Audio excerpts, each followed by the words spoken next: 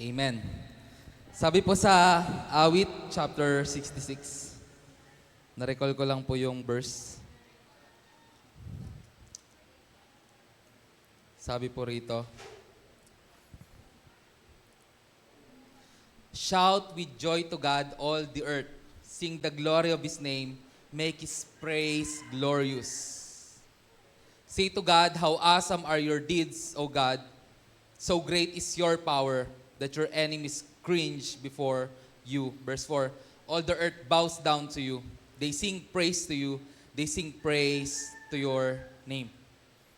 Isa pong paalala sa atin na ang magpuri at sumamba sa Panginoon ay isang karangalan, hindi siya kasayangan. Naalala ko po yung Shout to the Lord na kanta. Nabasa ko po kasi yung libro ni Darling Sheck na ang title ay Extravagant Worship. Extravagant Worship. Sino familiar sa word na extravagant?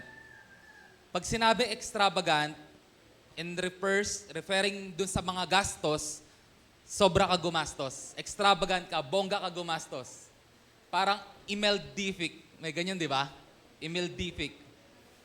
Sobra-sobra yung paggastos mo, sobrang bongga. Sabi po ng author, dapat yung pag-worship natin sa Panginoon, extravagant din.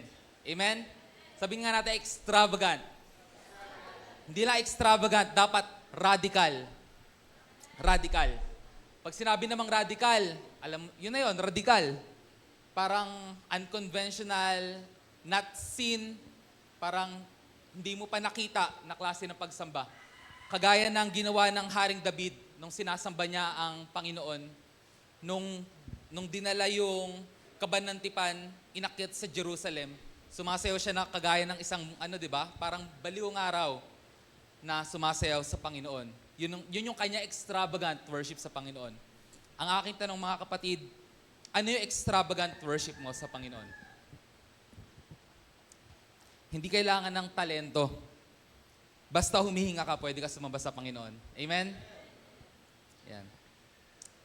Sa ating pong pagpapatuloy, ang tema po pala natin ngayong buwan ay Start with God.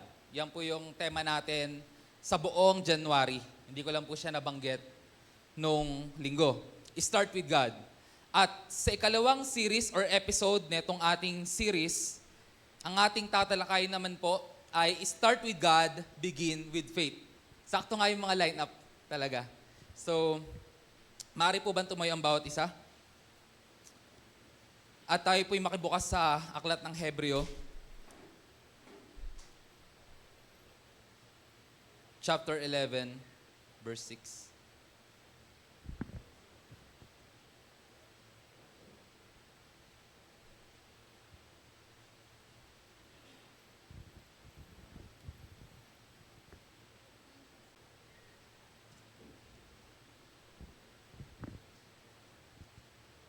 Amen po, nakita na?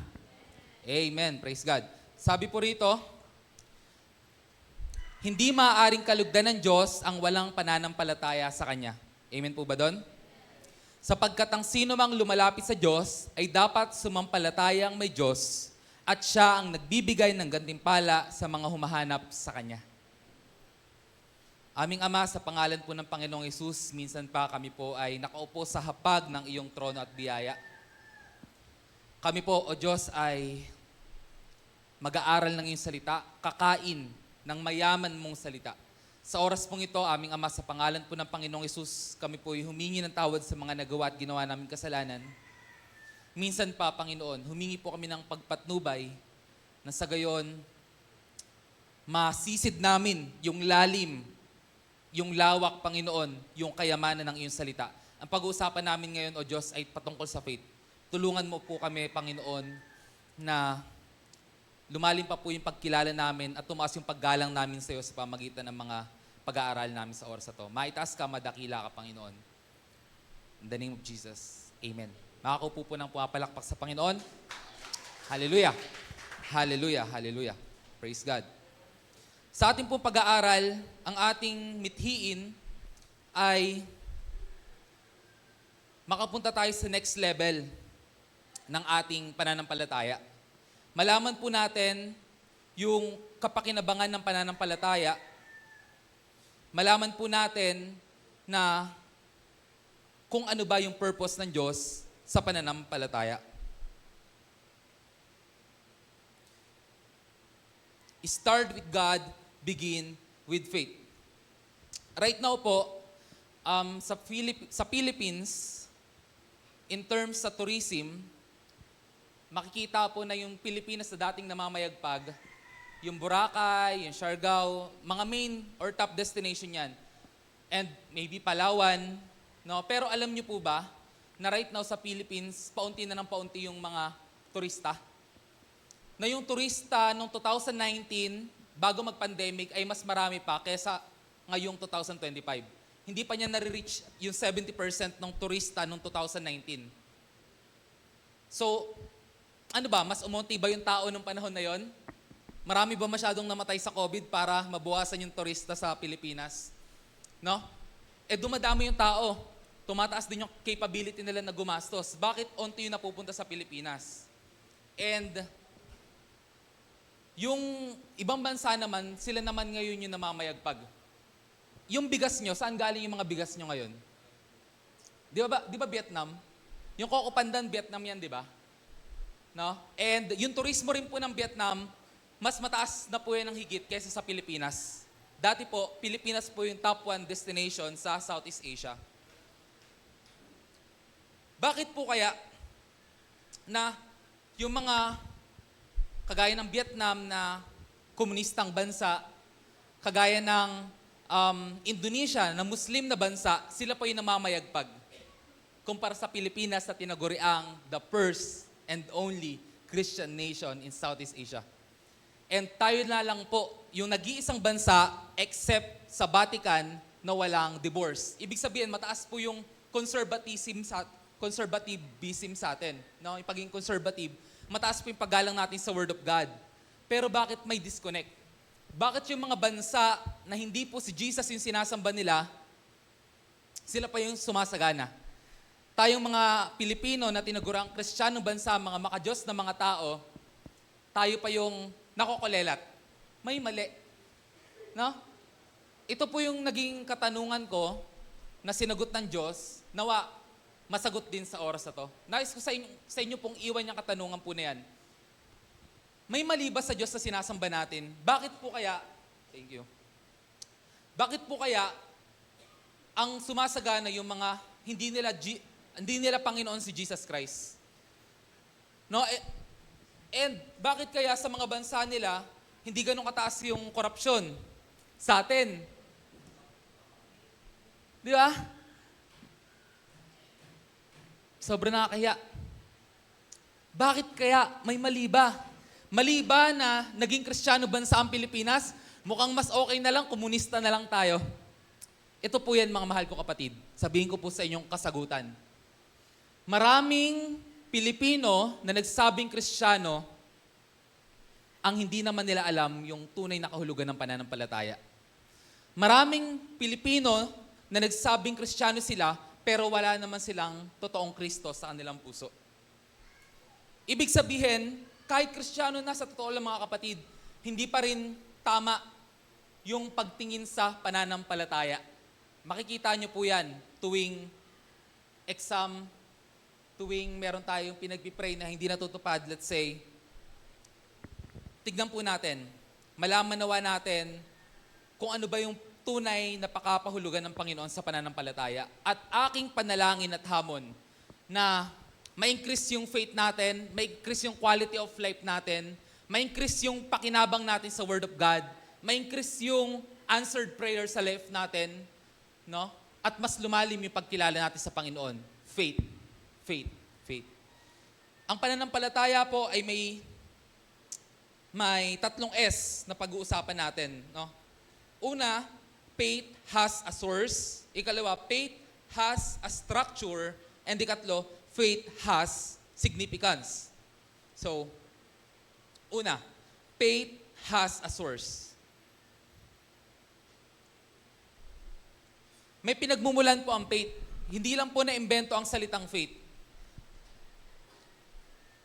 Ang author po ng faith ay ang Diyos. Hindi po siya naimbentong salita lang. Kagaya po ng marriage, ng family. Sino po author ng marriage and ng family? Si Lord din. No? So, kung sinabi ni Lord na ang mag-aasawa ay isang babae, isang lalaki, hindi yung pwedeng imbentohin ng mundo. Pagka ang nagsama, dalawang lalaki, hindi na yun family. Tama ba? Hindi yung family, companionship yun. Pwedeng yung tawagin yung companionship, pero hindi yung family. Kasi po ang sinasabi ng Diyos patungkol sa family, isang lalaki, isang babae, at anak. Or, ganito, sa marriage yun. Sa marriage, isang babae, isang lalaki, no? Pero pagka lalaki-lalaki, hindi yung pwedeng tawaging marriage. Pag babae-babae, hindi pwedeng tawaging marriage yun. Hindi po tayo pwedeng mag-imbento. Kasi merong author.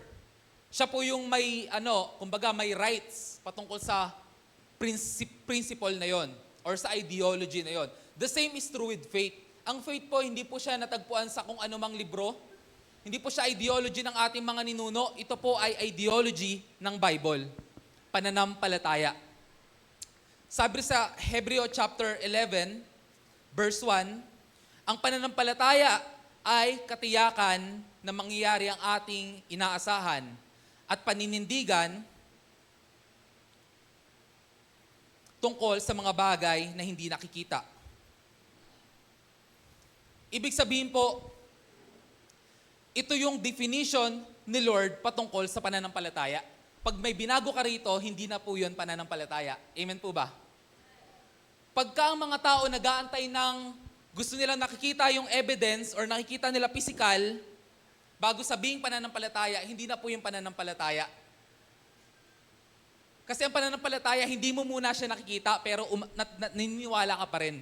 Hindi mo pa siya nahahawakan, pero nagtitiwala ka pa rin. No? So God is the author of faith. Actually, sabi sa Hebreo chapter 12, verse 2, God is the author and finisher of our faith. No? Faith has a source, and ang source ng ating faith ay ang Diyos. Kaya, mga mahal ko kapatid, huwag po tayong hihingi or kukuha ng pananampalataya sa tao. Huwag tayong kukuha or manlilimos ng pananampalataya sa pera, sa trabaho, sa kung ano man or sa kung sino man. Sa halip, rumekta ka sa source. Ang source po ng pananampalataya, si Lord. Siya po ang pinagmumulan nito. Actually po, ang faith po ay may source. Yun ang ating Diyos. Because faith is a resource. Pag sinabing source, ito po ay consumable. Agree ba kayo dyan? Amen. Faith po is a resource. It is consumable. Hindi po to dahil nauubos talaga, pero kailangan mo laging punuan yung sarili mo ng pananampalataya. Faith has a source because faith is a resource. No? Meron po siyang pinanggagalingan. And saan po nanggagaling ang faith? Word of God is the authority of faith. Word of God is the resource of faith. Kung gusto mong magkarga ng pananampalataya sa buhay mo, hindi ka magpupunta sa Reels, hindi ka magpupunta sa TikTok, sa cellphone, sa internet. Magpupunta ka sa Word of God. Because ang authority ng faith is Word of God. No? But before ako dyan magpakalalim, gusto ko po sa inyong himayin ito pong source ng ating faith. Punta po tayo sa Hebreo, chapter 11, verse 6. Meron po ba dyan? Sige, okay lang. Buksan nyo lang po sa mga Bible nyo. Sabi rito, hindi maaaring kalugdan ng Diyos ang walang pananampalataya sa Kanya, sapagkat ang sino mang lumalapit sa Diyos ay dapat sumampalatayang may Diyos at Siya ang nagbibigay ng gantimpala sa mga humahanap sa Kanya. Sa English po, ang sabi rito,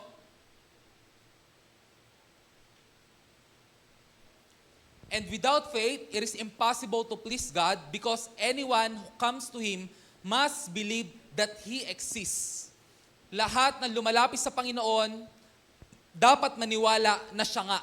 Yun eh. That He is. Siya nga. Siya nga'y meron niyang Diyos. No?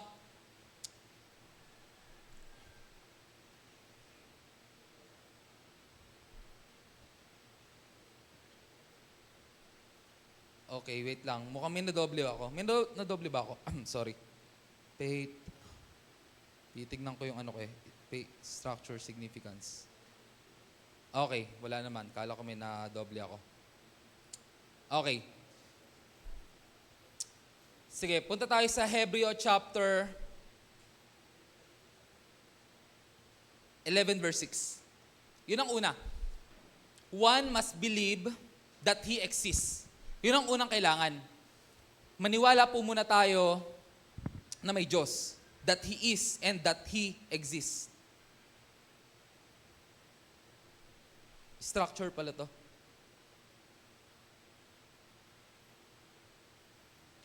Nalilito ako rito sa notes ni Canva. Pasensya na po mga kapatid.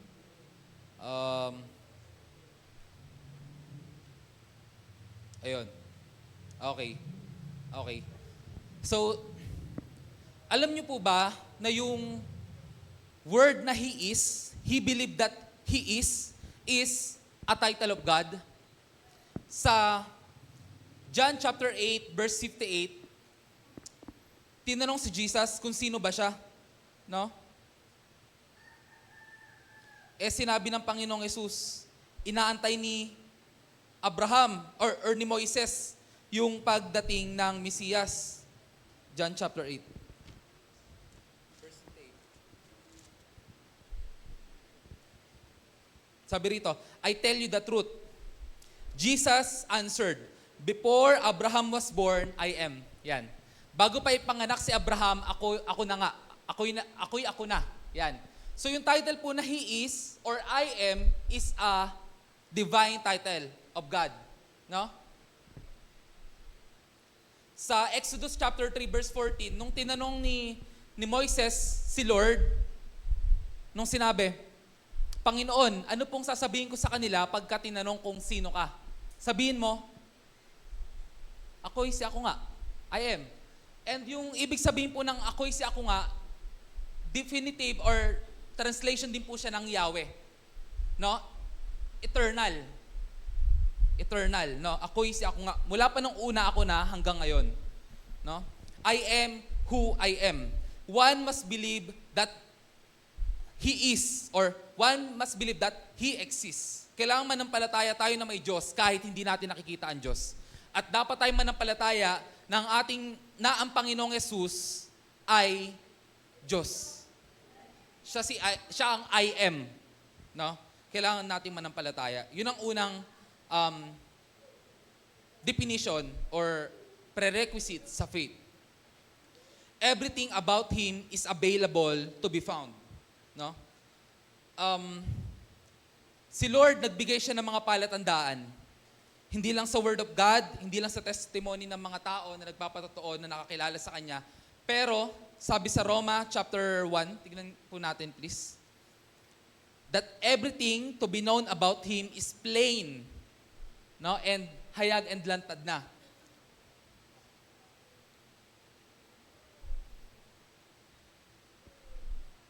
Okay. Sapagkat ang maaring malaman tungkol sa Diyos ay maliwanag dahil iyon ay pinapahayag sa kanila ng Diyos. Mula pa ng likhain ng Diyos ang salibutan, ang kanyang likas na hindi nakikita, ang kanyang kapangyarihang walang hanggan, at ang kanyang pagka-Diyos ay maliwanag na inihahayag ng kanyang mga ginawa. Kaya't wala na silang maidadahilan pa. Sige, tingnan natin, verse 21. Kahit na kilala nila ang Diyos, siya ay hindi nila pinarangalan bilang Diyos, ni pinasalamatan man. Sa halip, naghaka-haka sila ng mga bagay na walang kabuluhan, kaya't nagdilim ang hangal nilang pag-iisip. Unang kailangan po natin gawin upang tayo po'y magkaroon ng pananampalataya, buong puso nating panampalatayanan na may Diyos. At siya ay hindi lang heavenly, ano ba to? Ang tawag nila is, ano ba to? Yung parang animated person in heaven. Yun yung tawag po ng mga atheists, no? But He is a person and wants personal relationship with us. So dapat clear po yun sa ating puso't isipan. Kung merong doubt, sabi ng Romans, hayag at plain yung kanyang pagpapakilala. Titingin ka pa lang sa nilikha, alam mo nang may design. Hindi siya ay creation, hindi chaos. No? Because God is God of order. And secondly, faith has a source, or it is a resource. The Word of God is the authority of faith. Word of God is not just the authority. It is the final authority. Amen po ba? It is the final authority. Sa 2 Timothy chapter 3 verse 16, ang lahat ng kasulatan ay kinasihan ng Diyos, no? Magamit sa pagtuturo, sa pagtuwid, sa pagsaway, at pagsasanay sa matuwid na pamumuhay. Word of God is the final authority. Kaya pagka tayo po, in our prayers, nagde-devotion tayo, pag may nare-receive tayong mga revelation, kailangan ng check and balance lagi sa Word of God. Kasi alam niyo po ba kung paano nagbibigay si Lord nangungusap si Lord? Ang term dito is substance of faith. Nagbibigay si Lord ng substance of faith sa tatlong pamamaraan. Unang pamamaraan is yung pinakamahalaga at dapat hindi mawawala, Word of God. Pag tayo po nagbabasa ng Word of God, tapos naka-receive po tayo ng rema, ibig sabihin yung salita ng Diyos naging buhay sa atin, no? Halimbawa, Philippians chapter 4 verse 6. Sabi diyan, huwag kayong mabalisa sa anumang bagay, sa halip hingin ninyo lahat ng inyong pangangailangan sa pamagitan ng panalangin may pasasalamat. Takapayapaan ng Diyos yung matarang pag-iisip at siya mag-iingat sa atin, no? Sa ating puso, no? So pagka ninamnam natin yan, naging buhay sa atin, at naramdaman natin na yung worry natin dati, naging peace na, yun yung revelation from the Word of God. No? Yun yung pinakauna. Kailangan nagmumula sa Word of God. Because everything starts and ends in the Word of God. Ikalawa po is yung divine revelation mula sa Panginoon. Habang nagpipray ka, may sasabihin si Lord sa'yo. Sa prayer mo, sa pagde-devotion mo, may mare-receive kang revelation from God. Pero, or maybe sa dreams, nagpapakilala pa rin ng Panginoon. Pero kailangan mo siyang ibabangga sa Word of God. Amen? Hindi pwedeng, napanaginipan ko, ikaw raw mapapangasawa ko. Hindi pwede yun. Witchcraft, pangkukulam na yon, kapatid. Sa inyo muna ni Lord. Hindi pa confirm. Na? So, pagka may panaginip ka, may revelation ka natanggap, ibabangga mo yung lagi sa Word of God. No? Check and balance. Because the Word of God is our measuring rod. Pag may na-receive ka ring prophecy mula sa kapatid natin, pinag-pray ka, kay pastor, etc. Pinag-pray ka, may na-receive kang prophecy sa life mo, tandaan mo, pag-isip-isipan mo, pero lagi mo pa rin ibabangga sa Word of God. Hindi pwedeng kapatid, yayaman ka ngayong taon. Tapos biglang sinabi, chinat ka, ito yung investment natin yung 5,000 mo, 5,000 ko na yan. Papasalihin ka na sa kapa. Alam niyo yung kapa? Nascam kami ng kapa na yun. Anyway, pandemic. Meron ba rito na budol ng kapa? 30% na tubo kada buwan. In 3 months, balik na. Grabe. So, pagka may mga ganon, laging ibabangga sa Word of God. No, because it is our measuring rod. Word of God is the canon of our lives. Alam niyo ba yung word na canon? Ito yung, kumbaga, recognize, authorize, standardize. It is the manual of our life. No? Kaya, do not get a source elsewhere. Amen? Because again, faith has a source. Sino ang source ng ating faith? Si Lord. And faith has a resource. Ito po yung Word of God. No? Kaya hindi po tayo kukuha kung saan-saan. Word of God alone. Pag kailangan po natin, and faith is a resources, ibig sabihin, may mga tao na maraming faith, may mga taong kaunti ang faith. Kung paanong may disyerto at merong mga isla, may mga tao na marami silang resources ng faith, mayaman sila sa faith, merong taong kakaunti ang faith. And ang nakakalungkot, libre ang faith, pero kinukulang pa rin tayo sa bawat araw. Pastor, kailan ba nagre-recharge dapat ng faith? Umaga pa lang, i-recharge mo na yung sarili mo. I-recharge mo na, pupunay mo na yung sarili mo ng faith. Umaga pa lang. Isipin po natin na kagaya tayo ng nagdadrive ng Tesla. Ganda, no? Ibig ko sabihin, electric car. So, alis ka ba ng bahay mo nang hindi ka nag-charge ng sasakyan? Or cellphone na lang. Alis ka ba ng bahay mo nang hindi mo charge yung cellphone mo? Kakaba-kaba tayo, di ba, pagka namumula na yung cellphone natin? Pero marami sa atin, functional tayo pero patay na pala yung faith natin. Uhaw na pala, zero balance na pala yung faith natin.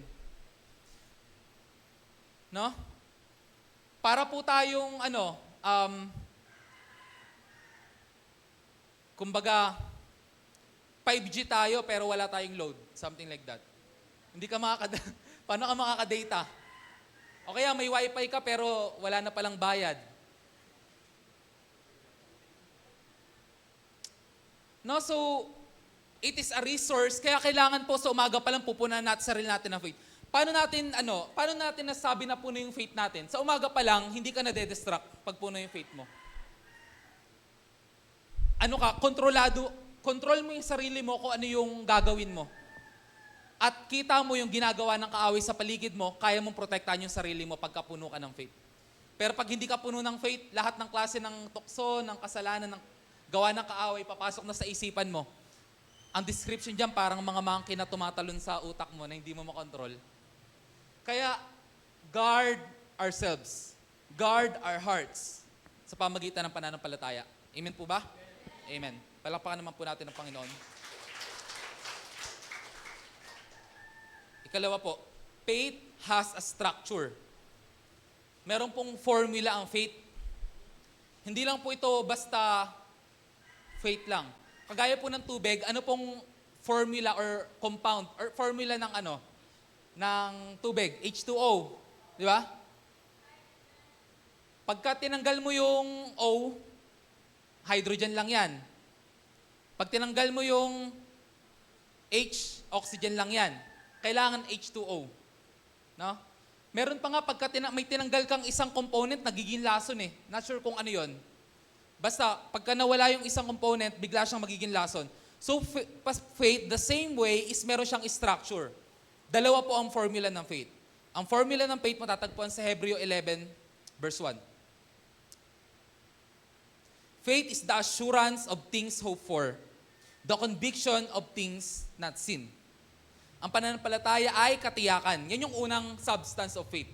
Ulitin ko, unang sangkap ng faith is katiyakan. Ang pananampalataya ay katiyakan na mangyayari ang ating mga inaasahan. Ito yung ikalawang sangkap. Paninindigan paninindigan tungkol sa mga bagay na hindi nakikita. So, dalawa po yung sangkap. Una, katiyakan. Ikalawa, paninindigan. Sa madaling salita po, ang structure po ng faith ay assurance and conviction. Ibig sabihin pala, habang hindi ka pa sure sa salita ng Diyos na nabasa mo, hindi pa kumpleto yung unang formula. Una, assurance. Assurance. Kampante ka. Tiyak ka, sigurado ka sa nabasa mong salita. Pero kung meron ka pang tanong, meron ka pang pagdududa, hindi pa kumpleto yung formula. Hindi ka pa readyng tumanggap. So, pagka naramdaman mo na yung assurance, sigurado ka na, ikalawa po yung conviction. Pero before I go sa conviction, yung assurance po kasi, or yung substance na yan, ay mula po sa salitang Greek na hypostasis. Nang ibig sabihin po, stand under. Hypostasis, ibig sabihin stand under. Yung unang formula po ng faith is pagkakaya mo ng tayuan ng kampante ka, yung Word of God. Yun yung una. Pag meron ka ng assurance, kampante ka na. Kahit, kunyari, pinag-pray ka tungkol sa karamdaman mo, pero ramdam mo pa rin, masakit. Tapos, bakit hindi pa rin magaling? O hindi pa rin, may masakit pa rin, kumikurot pa rin. Pag meron ka ng assurance, kahit may masakit dyan, alam mong magaling ka na. Yun po yung assurance of faith. Hindi na siya nakabase sa feelings mo, hindi na siya nakabase sa nararamdaman mo or sa emotions mo that time, pero nakabase na siya sa Word of God. Ibig sabihin yung sasandigan mo ngayon is yung sinabi ng Lord. Lord, dahil sinabi mo, gagawin ko. Dahil nakasulat, gagawin ko, Panginoon. Yun po ang ibig sabihin ng substance of faith. Yun po yung unang formula. Ikalawang formula po is yung tinatawag na conviction. Pag sinabi naman po yung conviction, ito na yung assured ka na sa Word of God, sa sinabi ng Panginoon, ito yung conviction naman, ibig sabihin,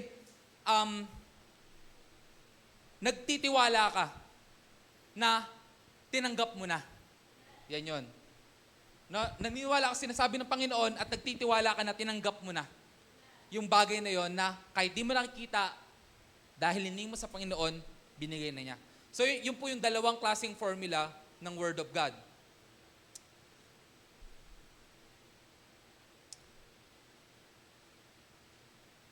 Dapat maging sobrang sapat yung faith natin. Maging sobrang convinced tayo sa Word of God para i-depende natin dito yung buhay natin.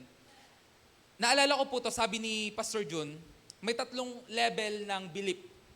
Ilang level daw? 3. So ang unang level daw ng belief is mental.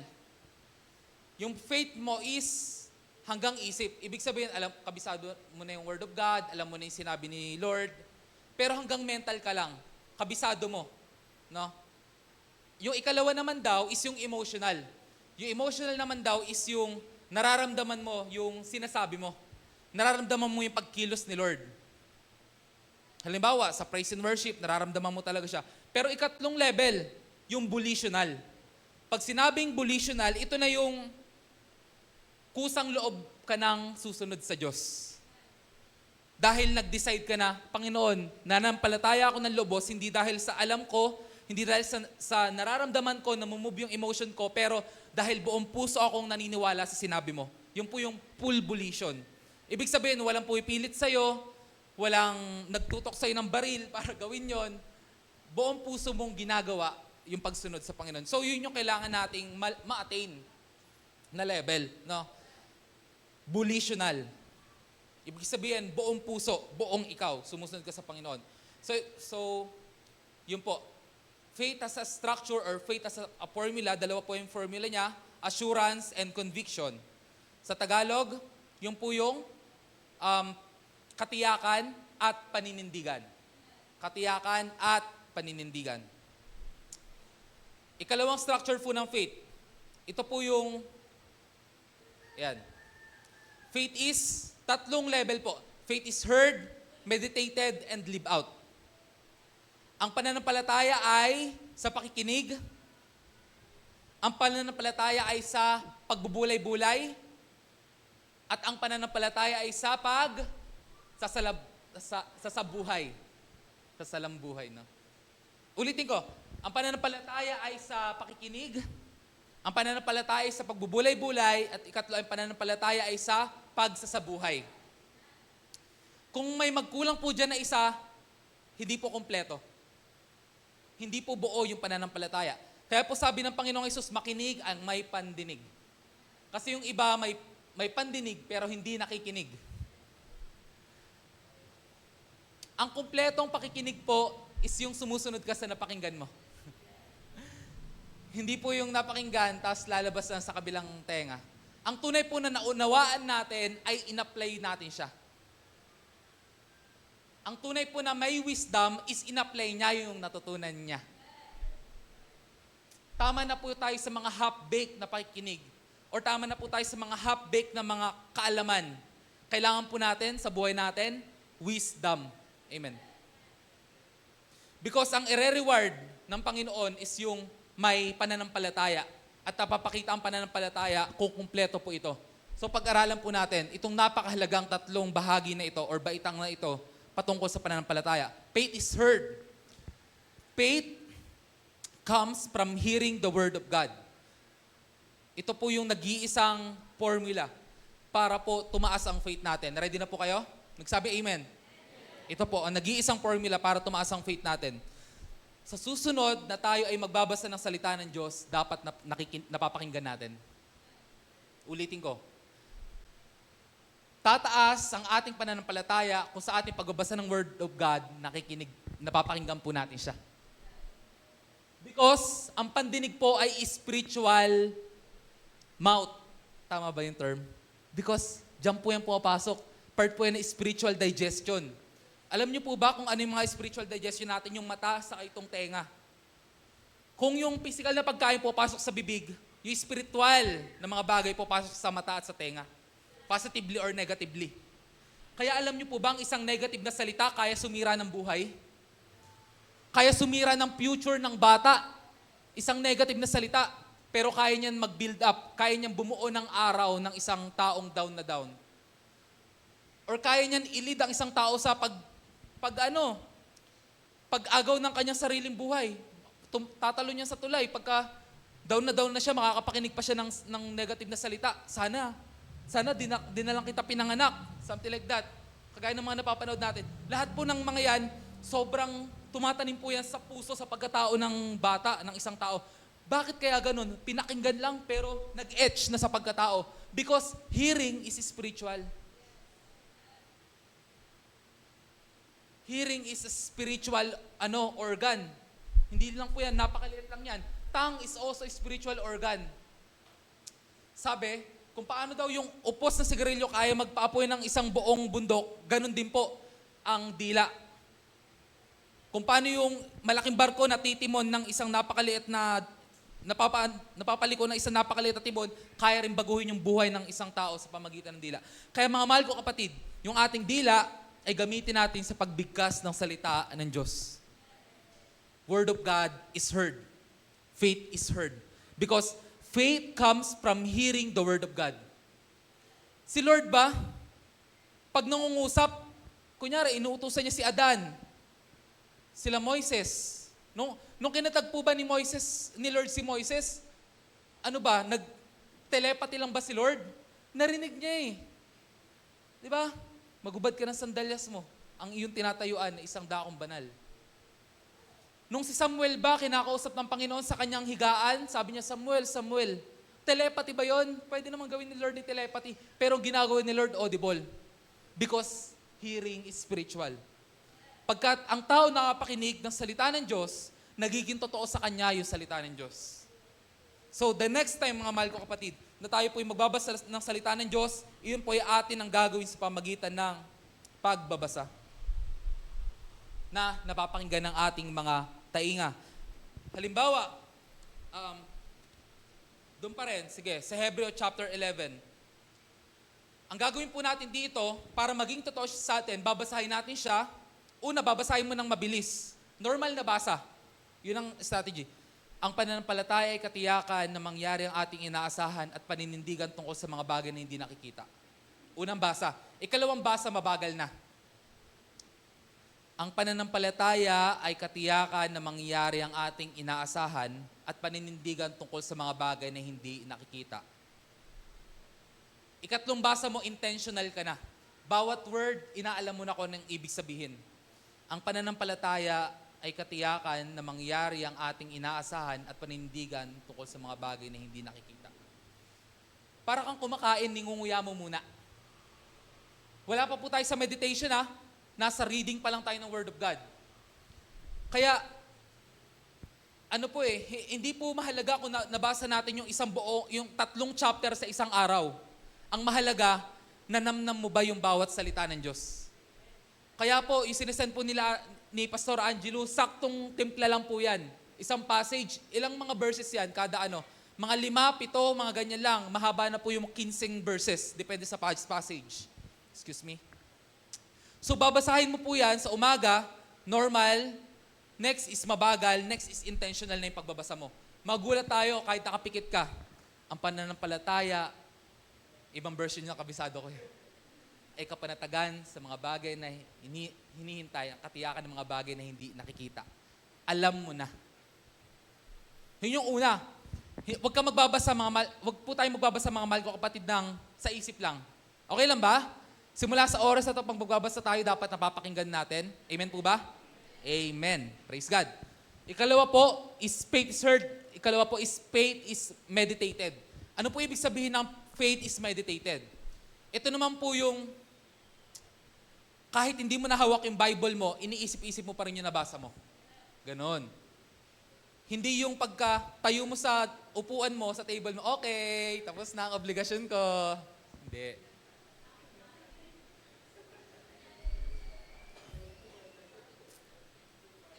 May tanong ako. Sinabi kay Joshua, di ba, na meditate the word of God day and night.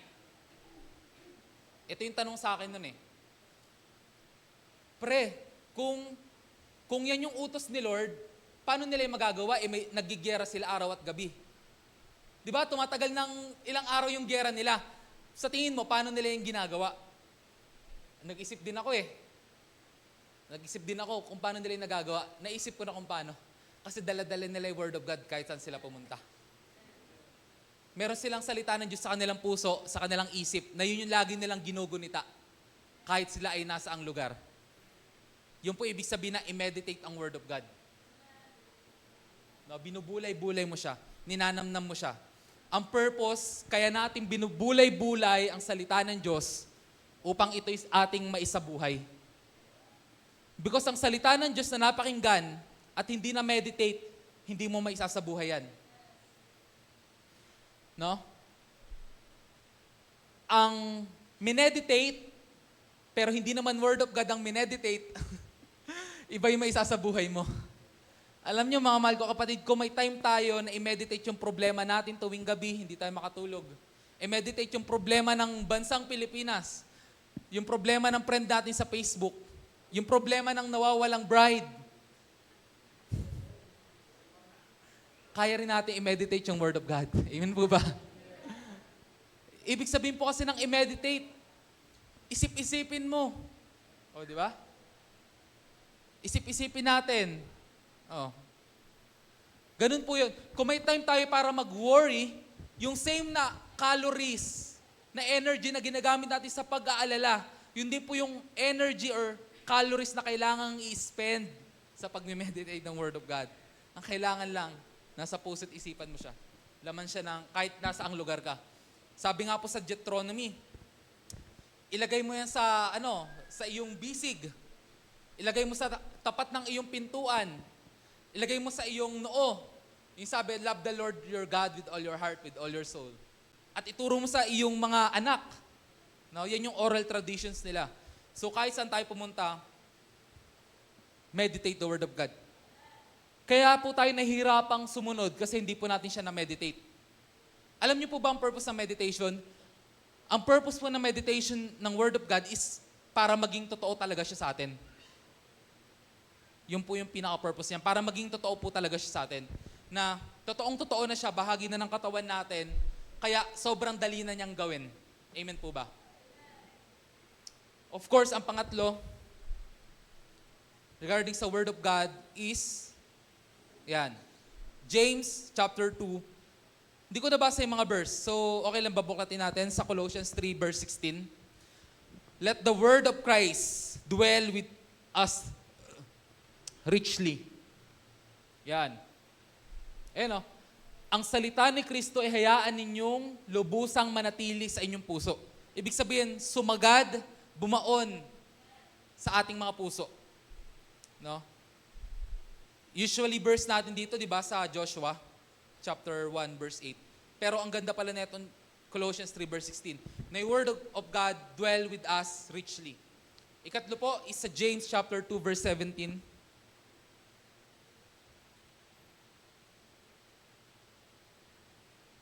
17, i-full chapter natin. Meron pa tong isa, ate.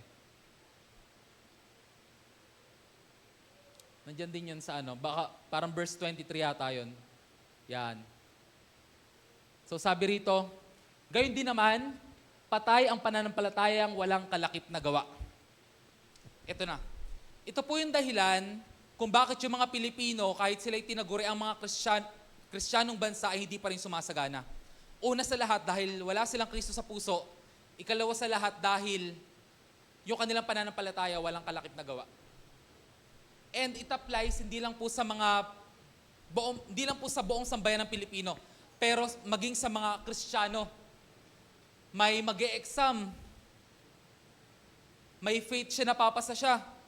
Buong puso niyang pinapanampalatayanan, nararamdaman na niya, napapasa talaga siya. Hindi nag-review. Bumagsak, sinisi si Lord.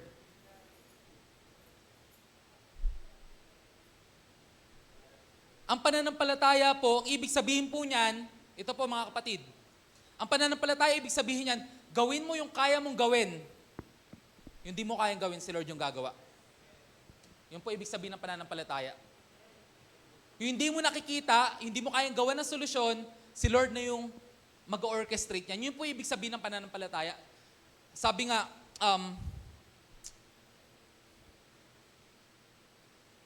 work as if it's up to God, or ganito, pray as if it's all up to God, work as if it's all up to you. Sabi. Ulitin ko, pray as if it's all up to God. Ibig sabihin, mag-pray ka na, parang si Lord lang talaga yung may cargo ng weight. Mag-pray ka. And mag-work ka na as if ikaw lang yung may cargo ng weight. Pag ganun po yung formula na sinod natin sa ating mga buhay, gagawa tayo with excellence at imumultiply ni Lord ang gawa ng ating mga kamay. Because faith without action is a dead faith. Hindi siya kumpleto. Patay siya. Tuloy natin sa verse,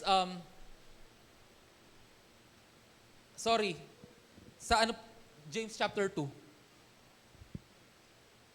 Okay, tama naman pala, no? Sige. Tuloy natin. Tignan ko yung mga verses. 17, sige. Sige, taas pa. Taas pa. Sige. Sige, taas pa. 26 ba? Sige. Ayan, perfect. Thank you. Sabi, patay ang katawang walang spirito, gayon din naman patay ang pananampalatayang walang kasamang gawa. Ganun pala. Yung katawan ng tao, pag tanggalan mo ng, di ba tatlo yan? So may katawan, may kaluluwa, may spirito. Pag inalis mo ang spirito, ano mangyayari sa tao? Patay yan. Boom. Ganun yun. Pag inalis mo yung kaluluwa, anong mangyayari sa tao? Patay din. Pag yung laman, hindi na kaya mag-function kasi may sakit, wala ng organs, etc., patay rin. Ganun po pala yung pananampalatayang walang kasamang gawa. No, dapat po sa mga trabaho natin, sa negosyo natin, sa mga eskwelahan natin, Kristiyano po yung may pinakamataas na integrity, pinakamataas na character, pinakamataas na sipag at husay kasi meron siyang pananampalataya. Yun po ang katotohanan. No? Kaya, ayun po, ang structure po muli ng faith ay, yun natin, ito po yung formula, huwag niyo po kakalimutan, no? Heard, meditated, and live out. Next po, ang pananampalataya ay paniniwala na may pagtitiwala. Amen. Punta po tayo sa huling main point natin. Dito na rin po magtatapos. Faith has significance. Ikatlong S po, faith has significance or faith has a purpose. Unang purpose po ng faith ay para po sa ating mga sarili. Ang purpose po ng faith ay para sa ating mga sarili. Nabasa po natin kanina na hindi maaaring lumapit sa Diyos ang tao nang walang pananampalataya. Hindi siya maaaring kalugdan ng Diyos. At ang Diyos ang nagagantimpala sa taong umahanap sa Kanya. Sa Ephesians chapter 2 verse 8 to 9, may kita natin na, for by grace we are saved through faith. Ang purpose po ng faith ay para sa ating sarili. Kung tayo po ay mayaman sa pananampalataya, mayaman din po tayo sa salita ng Diyos. Kung tayo po ay mayaman sa pananampalataya, tayo rin po ay nakikinabang sa salita ng Diyos. Because faith is a heavenly currency. No? Kung marami po tayong pananampalataya, mayaman po tayo sa spiritual. No? Ang pananampalataya po ay para sa ating sarili. Hindi po yan para sa simbahan, hindi po yan para kay pastor. Ulitin ko, ang pananampalataya ay hindi po para kay pastor, hindi para sa simbahan. Para po yan sa'yo. Kung ikaw ay may pananampalataya, makikinabang ka. Kung meron ka pananampalataya, para po yan sa ikabubuti mo. Pag dumadaan ka sa pagsubok, ang mag-iingat sa'yo, pananampalataya mo. Pag dinadaig ka ng mundo, ang makakadaig lang na kapangyarihan sa mundo ay pananampalataya. No? Kalawa po, its purpose is for others. Hindi lang po para sa'yo, pero para rin po sa ibang tao. Sabi po sa Gawa, chapter 16, verse 31, manalig ka sa Panginoong Hesus, maliligtas ka, ikaw at ang iyong sambahayan. Ibig sabihin, hindi lang para sa'yo, pero para sa buong pamilya mo. No? And sa Matthew chapter 13, verse 31 to 32, tinulad po ang pananampalataya sa isang mustard seed. Ang mustard seed po, napakaliit lang po niyan, pero pag lumaki po yan, napakarami po niyang natutulungan. Nagiging shade po yan sa mga nasa ilalim, at nagiging pahingaan po yan ng mga ibon. Ganun din po ang taong may malaking pananampalataya. Nagiging pagpapala po siya sa maraming tao. Amen po ba? Kung nais po natin pagpalain ang ating buhay, ang ating pamilya, ang ating community, kailangan po tayo mag-step up sa ating mga pananampalataya. Kung paano po pinagpala ang lahat ng tao dahil sa pananampalataya ni Abraham, pagpapalain din po ang ating pamilya sa pamagitan ng ating pananampalataya. Because faith its purpose is for others. Naalala ko, nag-celebrate na nakaraang January 6 si Lola Poling ng kanyang birthday, ika-85 birthday po niya. Sa pamagitan po ng buhay ni Lola Poling, hindi lang po siya pinagpala, pero yung maging yung kanyang mga anak, kanyang mga apo, at apo ng kanyang mga apo. Gusto po ba natin ng ganong klaseng buhay? Na sa atin mag-uumpisa yung isang household na pinagpapala ng Panginoon. Sino rito yung first generation Christian sila sa family nila? Sila yung unang Kristiyano sa family nila. Ako yun. Sa inyo mag-uumpisa yung pagpapala ng Panginoon. Sa inyong mga anak, sa anak ng inyong mga anak.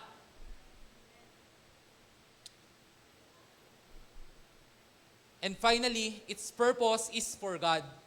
Of course. God is glorified when we have faith and fully convinced of His promise. The eyes of the Lord are on those who trust in Him. Maaari po ba tayong tumayo? Napakinggan po natin ang patungkol sa pananampalataya. At ito po ay may tatlong S. Faith as a source, structure, and significance.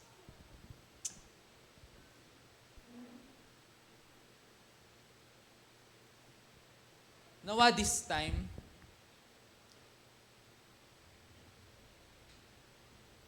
tama na yung kulang na sangkap ng pananampalataya. Kailangan po natin na yung source, rumekta po tayo sa Word of God. Kailangan po natin yung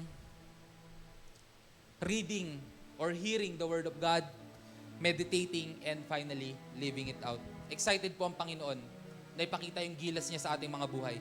Kailangan lang po natin ng pananampalataya. O God, we are glad to start the year reminding of the faith, the level of faith that you want us to have. Napakinggan na po ng mga kapatid tungkol sa pananampalataya. Dinadalangin ko po, O God, increase mo po ang aming faith, especially for this year, na ang kalooban po sa amin, mag-increase po kami, Panginoon. We glorify you, O God. We thank you. Sa iyo po pinagkatiwala mga kapatid kong ito, maging ang mga salitang nabanggit, ikaw nawa po ang naparangalan na itaas. Salamat po. In the name of the Lord Jesus Christ, our Savior. Amen and amen. Hallelujah. Bari na pong makaupo.